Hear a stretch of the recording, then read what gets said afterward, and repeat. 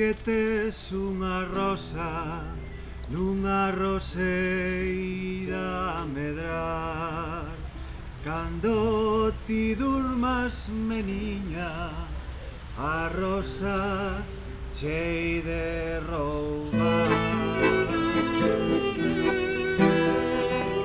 É un dos 12 poemas do escritor Avelino Díaz os que Aquenya pon música no disco Na lírica e emoción, un traballo presentado nos xardíns do Pazo de San Marcos pola histórica formación xunto ca Asociación Cultural Avelino Díaz.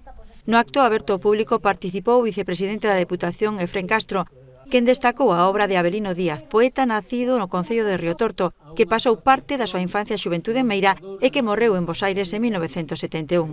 Un escritor que un gran descoñecido dixo en boa parte de Galicia e mesmo esquecido por algunhas institucións, algo no que coincidiron os demais participantes na presentación.